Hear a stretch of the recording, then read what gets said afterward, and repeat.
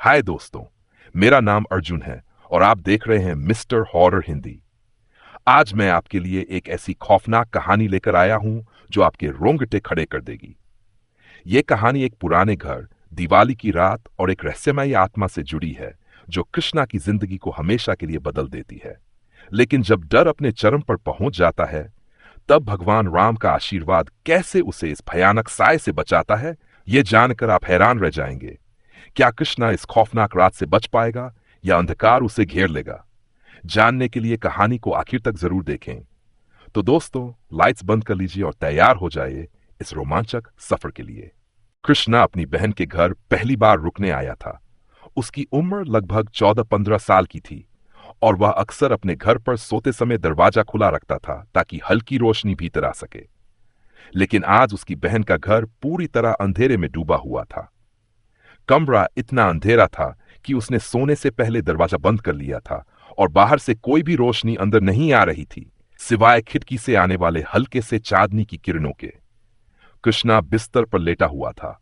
उसकी आंखें खुली थीं और वह नींद की तलाश में था। उसे कभी भी सीधे सोने की आदत नहीं थी। वह हमेशा बाईं या दाईं तरफ करवट लेकर सोने की कोशिश करता।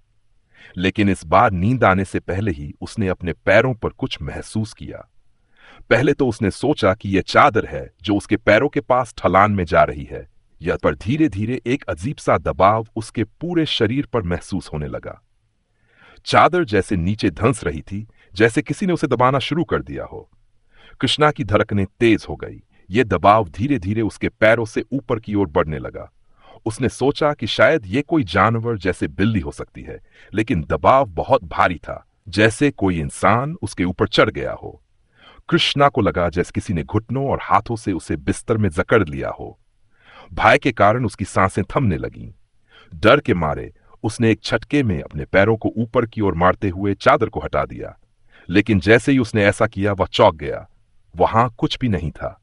उसने जल्दी से बत्ती जला दी। बिस्तर पर सिर्फ उसकी चादर थी और कुछ भी नहीं। उसके शरीर में कंपकंपी होने लगी। उसे यकीन नहीं हो रहा था कि यह क्या था। वह बिस्तर से उतरा और इधर उधर देखा, लेकिन वहां न कोई बिल्ली थी और न ही कोई और। कृष्णा ने पूरी रात बत्ती जलाकर सोने की कोशिश की, लेकिन उसे नींद नहीं आ रही थी। जब उसने अगले दिन अपने पिता और बहन को यह घटना सुनाई, तो उनके चेहरे पर भी डर साफ छलक रहा था। कुछ साल बीत गए, लेकिन उस रात की घटना कृष्णा के दिमाग में गहरी छाप छोड़ गई थी।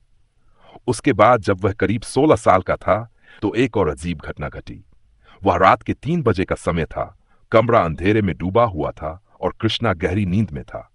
अचानक उसकी नींद खुल गई। उसे कुछ अजीब सा महसूस हुआ, जैसे कोई अनजान शक्ति उसे जगा रही हो। लेकिन वह प्यासा नहीं था, जो आमतौर पर उसके साथ होता था जब वह रात के बीच में जागता था। उसने अपने कमरे के चारों ओर देखा, सब कुछ सामान्य था। फिर अचानक उसे एक खौफनाक चीख सुनाई दी। यह चीख इतनी भयानक थी कि उसके रोंगटे खड़े हो गए। उसे लगा जैसे कोई बेहद कष्ट में है, कोई दर्द से तड़प रहा हो। उस चीख ने उसे हिलाकर रख दिया। कई मिनट तक वह बिस्तर पर जड़वत बैठा रहा, यह सोचते हुए कि यह आवाज कहां से आई थी। क्या किसी का कत्ल हो गया था? क्या यह उसके पड़ोस में किसी की चीख थी? उसने हिम्मत जुटाई और अपनी मां के कमरे की ओर भागा। उसकी मां जाग रही थी। उसका चेहरा पसीने से तर था। कृष्णा ने जब उससे पूछा तो मां ने बताया कि उसने एक भयानक सपना देखा था। वह कई सालों से बुरे सपने देखती आ रही थी, लेकिन इस बार का सपना इतना डरावना था कि उसने जोर से चीख मारी थी। कृष्णा के मन में डर और संशय की लहरें दौड़ गई। उसे समझ नहीं आ रहा था कि यह सब महज संयोग था या कुछ और। उसे ऐसा महसूस हो रहा था जैसे कोई अदृश्य शक्ति उसके आसपास मंडरा रही हो, जो उसके हर कदम पर नजर रख रही हो।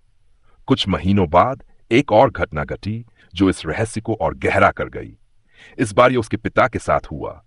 उसके पिता, जो आमतौर पर किसी भी भूत प्रेत की बातों पर यकीन नहीं करते थे, ने एक रात कुछ अजीब देखा।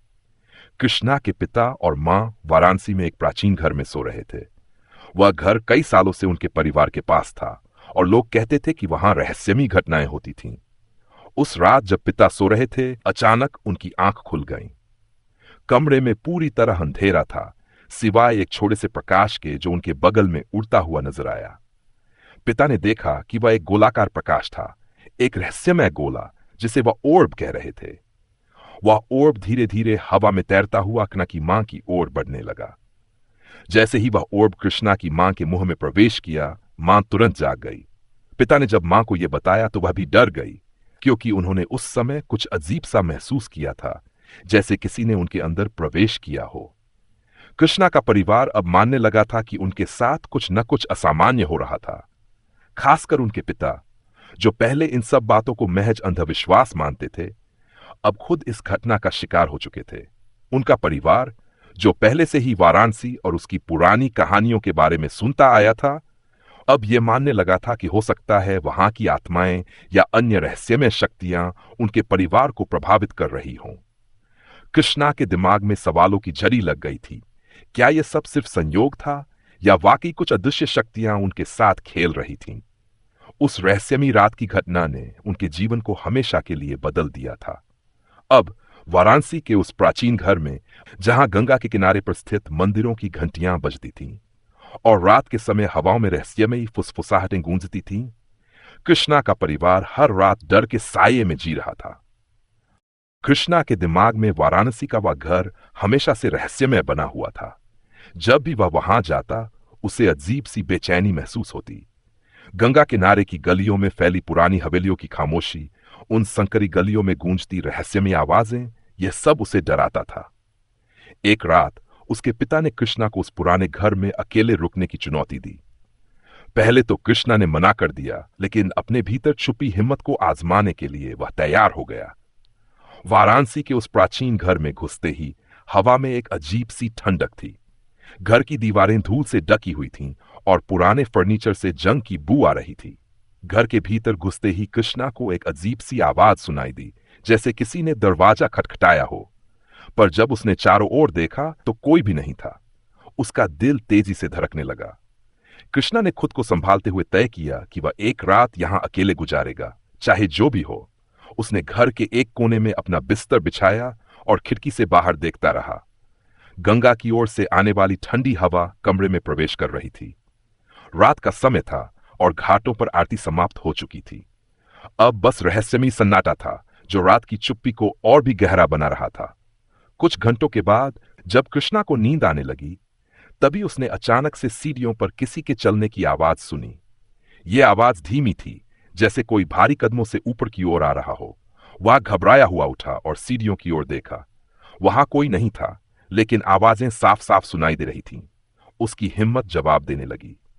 उसे लगा कि उसे बाहर जाकर देखना चाहिए, लेकिन उसके पैरों में जैसे जान ही नहीं थी। कुछ ही देर में वह आवाज रुक गई, लेकिन कमरे में अजीब सा भारीपन महसूस होने लगा, जैसे हवा अचानक ठहर गई हो। कृष्णा को अचानक अपने बिस्तर के पास एक छाया दिखाई दी। वह कोई इंसान नहीं था, वह छाया कुछ और थी। उसकी आकृति इतनी स्पष्ट थी कि वह उसे समझ नहीं पा रहा था। वह छाया धीरे धीरे उसकी ओर बढ़ने लगी। उसका शरीर जड़वत हो गया। उसने किसी तरह अपने आप को उठाया और दीवार के पास जाकर छिपने की कोशिश की, पर छाया का स्वरूप हर पल और बड़ा होता जा रहा था। उसकी सांसें तेज हो गई, लेकिन जैसे ही वह छाया उसके करीब आई, अचानक कमरे में हवा का झोंका आया और सब कुछ शांत हो गया। कृष्णा के दिमाग में अजीब ख्याल आ रहे थे। क्या यह उसी ओर्ब का प्रभाव था जो उसके पिता ने देखा था, या ये घर में बसी हुई कोई पुरानी आत्मा थी जो किसी को यहां स्वीकार नहीं कर रही थी? उसे ये घर अब किसी प्राचीन भूत किले की तरह लग रहा था, जहां हर कोने में किसी रहस्यमयी ताकत का वास था। वह रात धीरे धीरे और भी भयावह होती जा रही थी। कृष्णा ने अपने आप को शांत करने की कोशिश की, लेकिन मन में डर का साया गहराता जा रहा था। तभी उसे खिड़की से बाहर एक औरत की हल्की सी परछाई दिखाई दी। वह औरत सफेद साड़ी में थी और उसका चेहरा कृष्णा की ओर नहीं था। वह नदी की तरफ देख रही थी। उसकी पीठ थोड़ी झुकी हुई थी, जैसे वह किसी का इंतजार कर रही हो। कृष्णा की आंखें फटी की फटी रह गई। उसने खिड़की से बाहर झांककर ध्यान से देखा, लेकिन वह औरत अब वहां नहीं थी। उसने खुद को समझाया कि शायद यह उसकी कल्पना थी, लेकिन जब उसने एक बार फिर ध्यान से देखा तो उसे वह परछाई गंगा के घाट की ओर धीरे धीरे जाती हुई नजर आई। उसने सोचा कि अब इस घर में एक पल भी ठहरना सही नहीं है, लेकिन तभी उसे दरवाजे के पास कुछ गिरने की आवाज आई। उसने डरते डरते दरवाजे की ओर देखा। वहां एक पुरानी किताब पड़ी थी जो अलमारी के ऊपर से नीचे गिर गई थी। किताब के पन्ने धीरे धीरे पलट रहे थे जैसे कोई अदृश्य हाथ उसे छू रहा हो। कृष्णा ने किताब को उठाया। उसकी धड़कनें तेज हो रही थीं। किताब के पहले पन्ने पर कोई पुराना नाम लिखा हुआ था, जो शायद सालों से धुंधला हो चुका था। उस नाम को पढ़ते ही कृष्णा को जैसे बिजली का झटका लगा। वह नाम उसकी दादी का था। उसकी दादी का स्वर्गवास बरसों पहले इसी घर में हुआ था। कृष्णा ने किताब को फेंक दिया और तेजी से कमरे से बाहर निकलने की कोशिश की, लेकिन जैसे ही वह दरवाजे के पास पहुंचा, दरवाजा अपने आप बंद हो गया। दरवाजा जोर से बंद होते ही कृष्णा का दिल धक धक करने लगा। उसने दरवाजे को जोर से धक्का देने की कोशिश की, लेकिन वह हिल नहीं रहा था। जैसे किसी अदृश्य शक्ति ने उसे भीतर कैद कर लिया हो। कमरे में हवा भारी हो गई थी और उसकी सांसें उखड़ने लगीं। उसने सोचा कि शायद यह उसका भ्रम है, लेकिन डर ने उसे जकड़ लिया था। वह कमरे के कोने में जाकर बैठ गया, जब अचानक उसे याद आया कि आज दिवाली की रात थी। पूरे वाराणसी में दियों की रोशनी और पटाखों की आवाज गूंज रही थी, लेकिन इस प्राचीन घर के भीतर अजीब सा सन्नाटा था। दिवाली की रात होते हुए भी यहां कोई उल्लास नहीं था, बस एक भयावह खामोशी। यह घर मानो इस रोशनी के पर्व से दूर किसी अंधेरे में डूबा हुआ था। कृष्णा को याद आया कि उसकी दादी अक्सर कहती थी कि दिवाली की रात आत्माओं की सबसे ज्यादा गतिविधि होती है। लोग कहते थे कि इस रात पर कुछ पुरानी आत्माएं वापस लौट आती हैं, अपने बिछड़े हुए अपनों से मिलने के लिए, या फिर उन जगहों पर जहां कभी उनका वास हुआ करता था। क्या यह सच था? क्या यह वही कारण था कि इस घर में अजीब चीजें हो रही थीं? कृष्णा की दादी ने एक बार बताया था कि उनके बचपन में दिवाली की रात उनके गांव में एक भूत की कहानी बहुत प्रचलित थी। वह एक महिला का भूत था, जिसे लोग दिवाली का भूत कहते थे। कहते थे कि वह औरत हर साल दिवाली की रात गंगा किनारे भटकती थी, अपने खोए हुए पति की तलाश में। कृष्णा को अचानक वह कहानी याद आ गई और उसके रोंगटे खड़े हो गए। क्या वह जो परछाई उसने खिड़की से बाहर देखी थी, वही दिवाली का भूत था? बाहर से अचानक पटाखों की तेज आवाजें आने लगीं। कृष्णा ने राहत की सांस ली। उसे लगा कि बाहर की दुनिया में सब कुछ सामान्य है, लेकिन तभी कमरे के भीतर हल्की सी परछाई फिर से नजर आई। वह वही सफेद साड़ी में लिपटी औरत थी, जो उसने पहले खिड़की से बाहर देखी थी। इस बार वह और करीब आ चुकी थी। उसकी आंखें नीचे की ओर झुकी हुई थीं। कमरे में चारों ओर दियों की रोशनी की जगह एक गहरी ठंडी छाया फैलने लगी। कृष्णा ने डरते हुए उससे बात करने की कोशिश की। कौन हो तुम? यहां क्या कर रही हो? पर वह औरत चुपचाप उसके पास खड़ी रही। उसकी आंखें धीरे धीरे कृष्णा की ओर उठने लगीं। उसके चेहरे पर एक अजीब सा भाव था, न तो गुस्सा न उदासी, बस एक ठंडी खाली निगाह। तभी बाहर से किसी के घर की खिड़की में दिए की हल्की रोशनी अंदर आई। वह रोशनी जैसे ही औरत पर पड़ी, वह अचानक गायब हो गई। कृष्णा ने राहत की सांस ली, लेकिन उसका दिल अभी भी तेज धड़क रहा था। उसने खुद को समझाने की कोशिश की कि शायद यह सब सिर्फ उसका भ्रम था, लेकिन उस औरत की आंखें अब भी उसके दिमाग में गूंज रही थीं। उसने दरवाजे की ओर फिर से देखा और इस बार दरवाजा धीरे धीरे खुलने लगा, जैसे किसी ने उसे बाहर निकलने का इशारा किया हो। बिना किसी देर के कृष्णा ने वहां से भागने का फैसला किया। वह तेजी से सीढ़ियां उतरता हुआ घर के मुख्य दरवाजे की ओर बढ़ा। बाहर निकलते ही उसने देखा कि पूरे शहर में दिवाली की रौनक फैली हुई थी। लोग पटाखे जला रहे थे, बच्चे मिठाइयां बांट रहे थे और घरों की छतों पर दीप जल रहे थे। पर कृष्णा के अंदर का भय अभी खत्म नहीं हुआ था। जैसे ही वह घर से कुछ कदम दूर बढ़ा, उसे अपने पीछे कुछ महसूस हुआ। उसने पलटकर देखा तो उस प्राचीन घर की खिड़की में वही औरत खड़ी थी। उसकी आंखें कृष्णा पर टिकी हुई थीं। यह दिवाली की रात, जो हर किसी के लिए उत्सव का समय था, कृष्णा के लिए एक खौफनाक याद बन गई थी। वह जानता था कि यह भूता घर उससे कुछ कहना चाहता था, लेकिन उसने इस बात को अनदेखा करने का फैसला किया।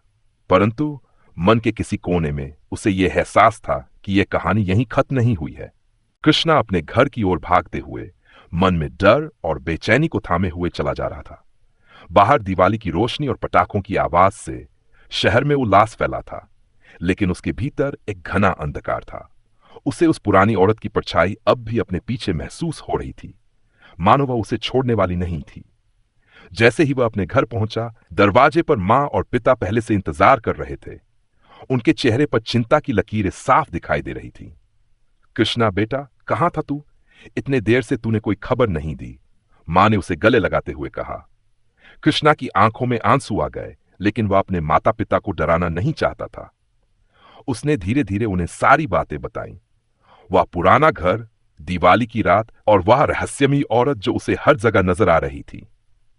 पिता ने उसकी बात ध्यान से सुनी और फिर गंभीर स्वर में कहा, यह बात हमारे परिवार से जुड़ी हो सकती है। तुम्हारी दादी हमेशा कहती थी कि हमारे पूर्वजों ने कई अनुष्ठान किए थे ताकि हमारे परिवार को कोई आत्मा या बुरी शक्ति परेशान कर सके। लेकिन यह भी सच है कि पुराने घरों में कुछ ऐसा होता है जिसे हम समझ नहीं पाते। मां ने पूजा की तैयारी करने का फैसला किया। उन्होंने घर के भीतर एक बड़ा दीपक जलाया और भगवान राम की मूर्ति के सामने ध्यान लगाकर प्रार्थना शुरू की। यह दिवाली की रात थी और भगवान राम के आशीर्वाद के बिना उन्हें शांति मिलनी मुश्किल लग रही थी। घर के भीतर शांति और एक अलग सी ऊर्जा महसूस होने लगी। कृष्णा अब भी उस डर से जूझ रहा था जो उसने उस पुरानी औरत की आंखों में देखा था। उसे लगता था कि वह औरत कुछ चाहती थी, कोई संदेश देना चाहती थी। पूजा के दौरान उसके मन में अचानक से वह पुरानी किताब याद आई जिसमें उसकी दादी का नाम लिखा हुआ था। क्या यह सब कुछ उसकी दादी से जुड़ा हुआ था? क्या वह औरत उसकी दादी के किसी पुराने कर्म या कहानी का हिस्सा थी? पूजा खत्म होते ही घर में एक गहरा सन्नाटा फैल गया। अचानक कृष्णा के सामने भगवान राम की मूर्ति के पास हल्की सी रोशनी चमकने लगी। वह आश्चर्यचकित होकर उस ओर देखने लगा। उसकी मां और पिता भी स्तब्ध थे। उस चमकदार रोशनी में भगवान राम का एक रूप प्रकट हुआ। उनकी शीतल मुस्कान और करुणामयी दृष्टि से कृष्णा को आशीर्वाद मिल रहा था। भगवान राम ने धीमे स्वर में कहा, तुम्हारे पूर्वजों की आत्माएं अब शांति में हैं। तुम पर कोई बुरी शक्ति अब हावी नहीं हो सकती। इस घर में जितने भी अधूरे कार्य थे उन्हें अब मैंने पूरा कर दिया है। अब कोई डर नहीं है, केवल प्रकाश और शांति है। कृष्णा की आंखों में आंसू छलक आए और उसका डर धीरे धीरे खत्म होने लगा। भगवान राम की उपस्थिति से उसे ऐसा लगा मानो उसके जीवन से सभी अंधकार मिट गए हों। उसे यकीन हो गया कि वह औरत जो दिवाली की रात उसे दिखी थी सिर्फ एक भटकी हुई आत्मा थी जो अब भगवान के आशीर्वाद से अपनी यात्रा पूरी कर चुकी थी। भगवान राम ने अपना आशीर्वाद दिया और फिर धीरे धीरे वह चमक गायब हो गई। पूरे घर में एक अद्भुत शांति फैल गई। कृष्णा ने भगवान को धन्यवाद दिया और अपने माता पिता की ओर देखा जो अब शांत और संतुष्ट नजर आ रहे थे। दिवाली की यह रात जो शुरू में एक भयानक अनुभव थी अब एक पवित्र और सुखद अंत में बदल गई थी। कृष्णा को अब समझ आ गया था कि चाहे कितना भी बड़ा अंधकार हो, भगवान के आशीर्वाद से हर डर को हराया जा सकता है।